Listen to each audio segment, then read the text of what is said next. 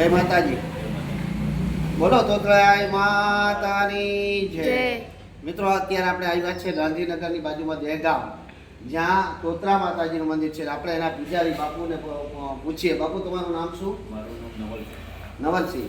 નવલસિંહ બાપુ પોતે દરબાર છે અને આ તોતરા માતાજીના મંદિરની સેવા પૂજા કરે છે અને એના પૂજારી તરીકે છે. યજ્ઞોપવિત પણ તેઓએ ધારણ કરેલ છે. અહીંયા અહીંનો વિસ્તાર આમ ગણો તો લગભગ ચૌહાણ દરબારોનો જ છે અને આ વિસ્તારની અંદર દરબારો પર જનો પહેરે છે. અને બાપુની આપણે માહિતી લઈએ કે આ તોતરા માતાજીનો જે વિડીયો મારી સમક્ષ આવ્યો કે કોઈ પણ બાળક તોતરું બોલતું હોય અથવા તો જે બોલતા નથી, બોલવામાં અચકાય છે, તે તમામની આ જીભ સારી થઈ જાય છે. બાપુ, અમે તમારી પાસે જાણવા માંગશો કે આટલા બધા પોપટ, આ ચાંદીની જીભો વગેરે તોતરા માતાજીનો ઇતિહાસ શું છે? તોતરો હોય આ માતાજી બોલતો વાણી આવતો.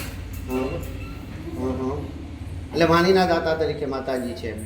અને અહીંયા અમે એવું સાંભળ્યું છે કે કેનાલ જે બનતી હતી ત્યારે નર્મદા કેનાલ મંદિર વચ્ચે વચ આવતું હતું. એને 40,000નો ચેક આપ્યો પછી મંદિર બીજે બનાવો. બધા રજા લીધી પણ રજા આજે નહીં મંદિર બીજે બનાવવાની. એને ના માને એને ખોદવાનું પાછા ચાલુ કર્યું. મસ્તીનું બંધ થઈ જાય. એનું આખું ખાનદાન બોલતું બંધ કરી દીધું. આખો પરિવાર એટલે જે લોકોએ ગવર્મેન્ટે અહીંયા વચમાંથી આપ જોઈશું આપણે બરોબર હું તમને બતાવીશ કે આ વચમાંથી કેનાલ છે ને વચોવચ જે મંદિર છે ફરીથી આમાં રોડ કાઢ્યો છે એટલે બે સાઈડ અત્યારે કેનાલ આવી ગઈ છે. મંદિર વચોવચ છે એટલે જે તે સમયે આજથી 20 વર્ષ પહેલા મંદિર કેનાલ વચ્ચે વચ વચોવચ આવતું હતું. કેનાલ કાઢવાનું નક્કી કર્યું. મંદિર હટાવો બીજા બનાવો, અમારે કેનાલ બનાવી. બરાબર. માતાજીએ મંદિરને કામ ચાલુ કર્યું, મશીનો બંધ કરી દીધી. મશીનો બંધ કરી દીધા તો એના મણી અને એનું આખું ખાનદાન બોલતું બંધ કરી દીધું. એટલે એન્જિનિયર ને જે કાર્ય કરતા હતા એ તો બોલતા બંધ થઈ ગયા. આખો પરિવાર બોલતો બંધ થઈ ગયો. જીભ જ વહી ગઈ. વહી ગઈ. ખરેખર એને કેનાલ આખો વરંત લીધી. હા. સાઈડ મળી ગઈ. બરાબર. વરંત આપ્યો અને મંદિર એને બોલી કર્યું મારે મંદિર બનાવ્યું. એવું રીતનું જોખું થયું ને એને મંદિર બનાવ્યું. એને પોતે મંદિર બનાવ્યું. જે વાણી આપી. હા, જે વ્યક્તિએ અહીંયા જે એન્જિનિયરે આ મંદિર તોડી નાખવાનો પ્લાન કર્યો હતો અને વચમાં આવતો હતો અને તોડી નાખવા માટે આ લોકો ગામ લોકોને કીધું કે અમે 40,000 રૂપિયાનો ચેક આપીએ તમને અને ગામ લોકો અન્ય જગ્યાએ મંદિર બનાવે. પરંતુ જ્યારે એ મશીન બધાના પટકાઈ ગયા અને અંતે એના પરિવારના બધા સભ્યો બોલતા બંધ થઈ ગયા ત્યારે એ પોતે જ એની માનતા કરી એને પોતે જ આ તોતરા માતાજીનું મંદિર બનાવ્યું છે એવું બાપુનું કહેવું છે. આખું કુટુંબ બોલતું થઈ ગયું. એટલે જો આખું કુટુંબ જો કાલું થઈ ગયું હોય, બોલતું થઈ શકતું હોય તો આપનું જો અહીં આવો અને આપના બાળકને જો કોઈ પણ તૂટી હોય બોલવામાં તો અવશ્ય તે સારી થશે. બાપુ, આપનું નામ શું કીધું? મારું નામ નવલસિંહ લાલસિંહ. નવલસિંહ લાલચંદ ચૌહાણ. આપ બાપુના મોબાઈલ નંબર પણ આપી શકીએ બાપુ તમારા? બાપુ પોતે નંબર બોલશો, બોલી જાવ કોઈને આપણી પાસે માહિતી. મારું નંબર 9510. ફરીથી બોલો બાપુ. 951011 બાપુના કોન્ટેક્ટ નંબર છે. આપ અહીં આવી અને ગમે ત્યારે, ખાસ કરીને અહીં લોકો ક્યારે આવતા હોય છે?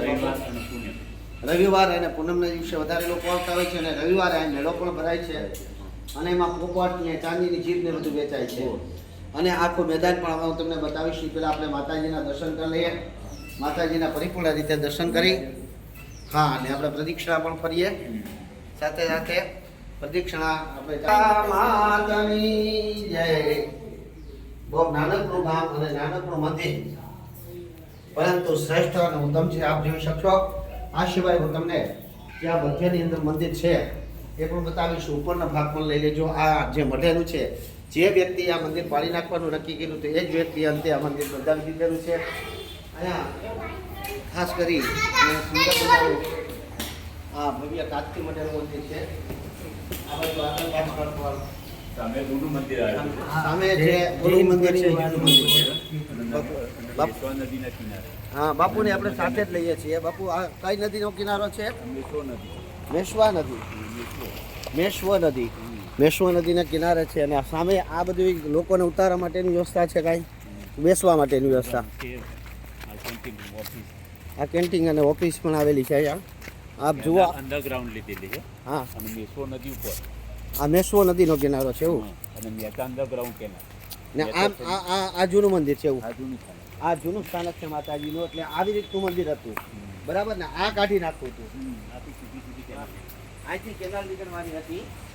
હા, આ જૂનું મંદિર છે અને આ જૂનું મંદિર કાઢી ત્યાંથી કેનાલ કાઢવાની હતી, પરંતુ માતાજીએ રજા ન આપી. માતાજી પરચો બતાવ્યો. અહીં સાક્ષાત નાગ દેવતા પણ બિરાજમાન છે અને આંબલી ઉપર. અને બાપુને પૂછીએ આપણે, જો આ નદી આપણે બતાવીએ, જો આ વચ્ચેથી રોડ પ્રસાર થાય છે અત્યારે અહીંથી ડાયવર્ઝન કાઢવામાં આવ્યું છે. હા બાપુ, આ જો આ નદી આપણે નવલસિંહ બાપુને પૂછીએ, બાપુ આ આમ કેનાલ કાઢવાની હતી એવું ને? અહીંથી આમ કેનાલ કાઢવાની હતી. માતાજી પટ્ટો આપ્યો ને તો ખાનદાન બોલતું બનતું હતું, તેના કોઈને વળાંક લઈ લીધું. વળાંક લઈ લીધું. આપ જોઈ શકો છો આ નદીમાં જતું પાણી અને આમ સામે કેનાલ. અમે પણ કેનાલના કાંઠે કાંઠે જ આવ્યા છીએ. પછી કેનાલ અંડરગ્રાઉન્ડ બનાવ્યું. આ જો આ જો દેખાય છે સામાન્ય પાણી છે જો કહું પર, પરંતુ સામાન્ય દેખાય છે કે કેનાલ અંડરગ્રાઉન્ડ બનાવ્યું હોય. હા નીચેથી છે, નીચેથી. હા ભલે ભલે આપણે અવશ્ય સામેથી બોર્ડ બતાવ્યું. ચૈત્રી પૂનમ માતાજીનો પાઠ ઉત્સવ. માતાજીનો પાઠ ઉત્સવ ચૈત્રી પૂનમના દિવસે. અને ખાસ કરીને એ લોકો રવિવારે આવતા હોય છે. રવિવાર પૂનમના દિવસે વધારે લોકો આવતા હોય છે.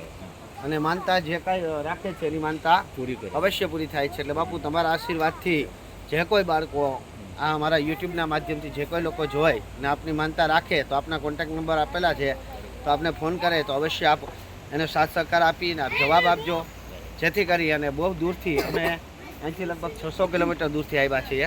એટલે દૂરથી આવે લોકો તો માતાજીની કૃપા એની પર પણ થાય. જય માતાજી, ખૂબ ખૂબ આભાર આપનો. ને આપ ફરીથી મંદિરના પરિપૂર્ણ રીતે દર્શન કરાવી દઈએ. ને આપ સર્વ પણ તોત્રા માતાજીની જય બોલી આજો. બોલો તોત્રા માતાની જય.